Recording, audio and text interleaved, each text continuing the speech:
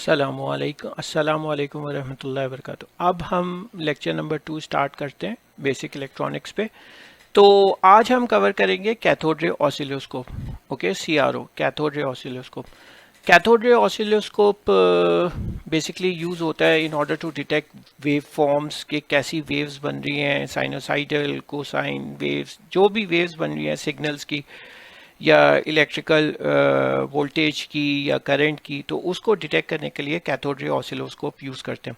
तो उसकी भी वेवफॉर्म्स को स्टडी करने के लिए कैथोड रे ऑसिलोस्कोप यूज़ करते हैं। बेसिक प्रिंसिपल वही है कि कैथोड रेज या इलेक्ट्रॉन्स फ्लो करते हैं from cathode towards the anode. यही प्रिंसिपल को हम यूज़ करते हैं इस कैथोड रे ऑसिलोस्कोप पे। तो आप ये देख रहे हैं कि ये हमने एक हीटर लगाया है।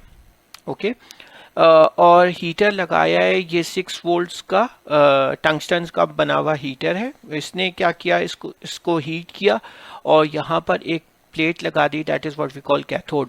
आप डायरेक्टली इसको एज अ कैथोड भी यूज़ कर सकते हैं, जिसे हम सेल्फ कैथोड भी कहते हैं।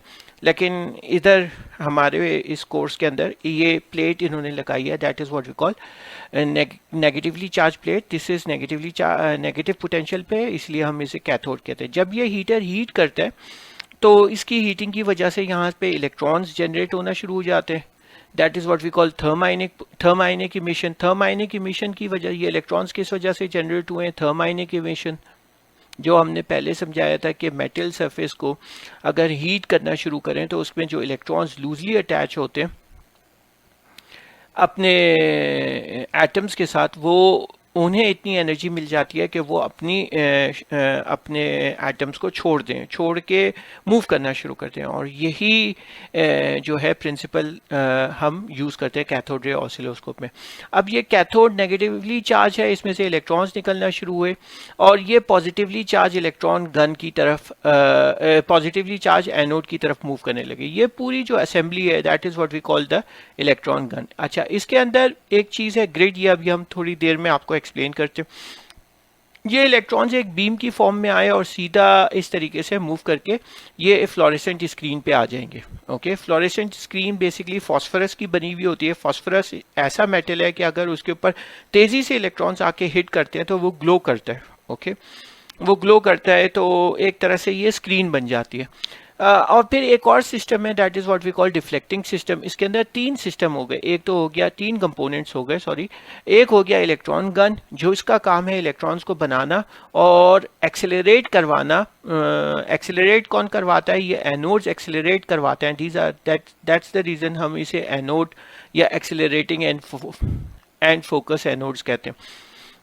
ग्रिड जो है वो नेगेटिवली चार्ज्ड, नेगेटिव पोटेंशियल पे रखते हैं, हम इसको नेगेटिव पोटेंशियल पे रखते हैं और इससे हम ब्राइटनेस को कंट्रोल करते हैं। अगर हम ग्रिड को मोर नेगेटिव पोटेंशियल कर देंगे, मोर नेगेटिव हो जाएगी ग्रिड, तो होगा क्या कि if grid is more negative तो इलेक्ट्रॉन्स रिपेल हो जाएंगे।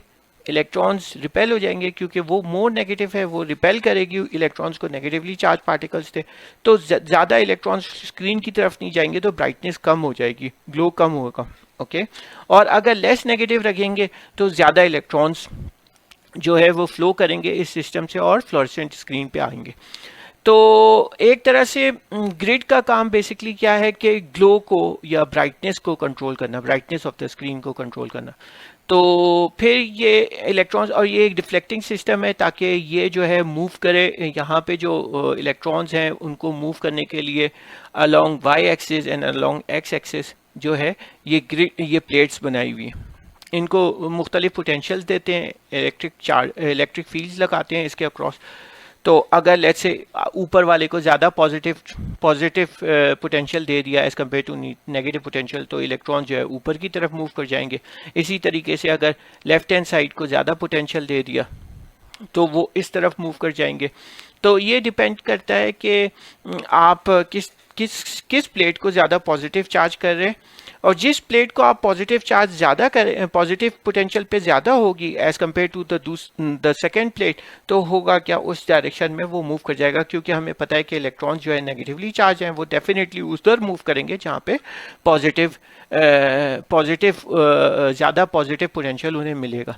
तो under the influence of deflecting system हम क्या करते हैं कि डिफ्लेक्शन करते हैं इस स्पॉट की, जो कि फॉर्म हो रहा होता है फ्लोरेसेंट स्क्रीन पे। आई होप सो ये चीज़ क्लियर है, बहुत सिंपल है।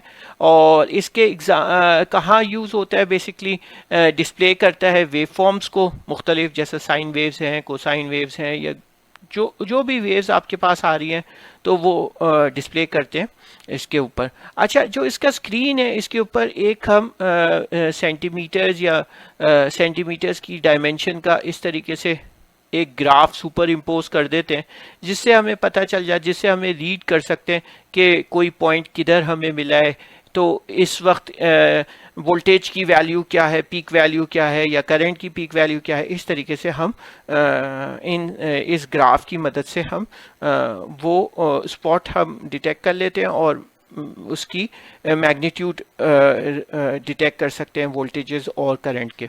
इसके अलावा मेजरिंग वोल्टेजेस हो गया, फिर रेंज फाइंडिंग इन रेडार्स हो गया, इको साउंडिंग, डेप्थ निकालना, अगर जैसे सबमरीन्स वगैरह में होता है तो ये डेप्थ निकालते हैं, और हार्ट बीट को ईसीजी वगैरह की जो है डिस्प्ले इसके ऊपर आते हैं।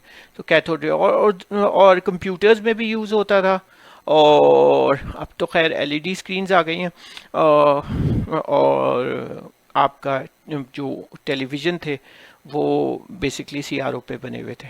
ओके, आई होप सो ये चीज़ क्लियर है। Thank you very much.